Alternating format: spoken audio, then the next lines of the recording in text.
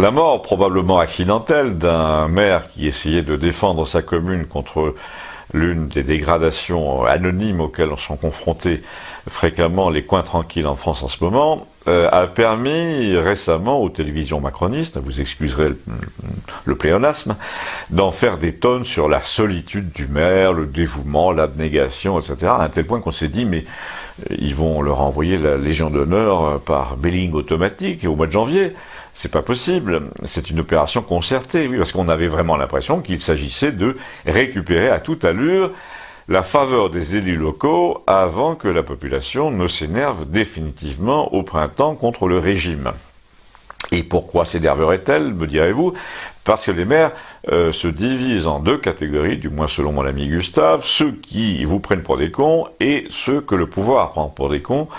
Mais toujours selon Gustave, la grande nouveauté depuis l'arrivée du dernier président Macron, c'est que le maire de campagne, de plus en plus, fait partie des deux catégories à la fois. Et là, la population ne peut plus le supporter. Jusqu'ici, elle avait une vague indulgence quand même pour les petits maires parce qu'ils étaient dévoués, parce que l'idée c'était, il fait ce qu'il peut.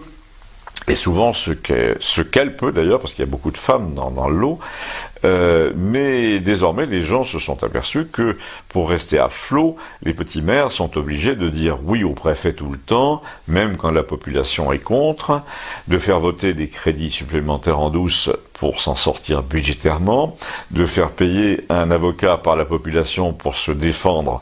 Contre quoi, vous allez me dire, bizarrement, contre les recours de la population, et de tricher plus ou moins dans nombre d'aspects de la vie locale, sans parler des beaux-frères à qui on attribue des permis de construire, des gens à qui on les refuse aussi, des gens aussi à qui on laisse ouvrir des fenêtres sur leur jardin des autres, vos ennemis de préférence.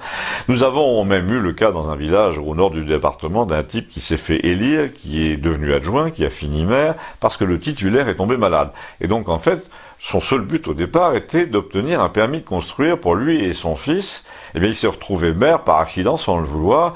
Et une fois qu'il a obtenu ce fameux permis de construire, qu'a-t-il fait? Il a démissionné.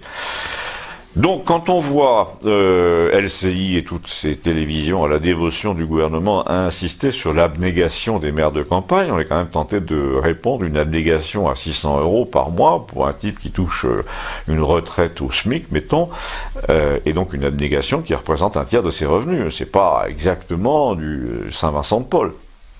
Mais pour en revenir à ce que disait Gustave à ce sujet, lui, sa thèse était assez simple. Il disait le maire de campagne est à la fois la victime et l'instrument d'un système injuste.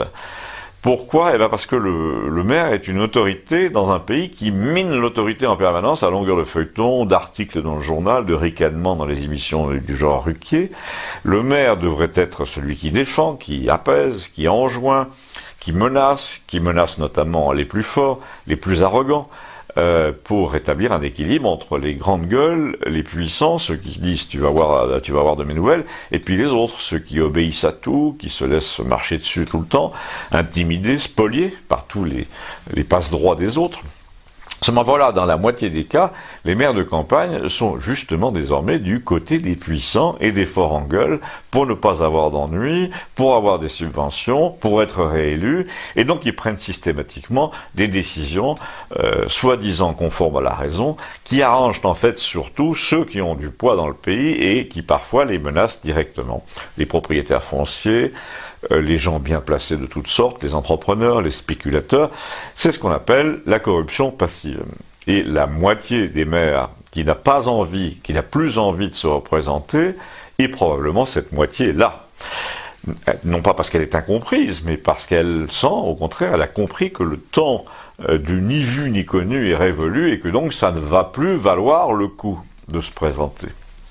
À bientôt, merci, abonnez-vous.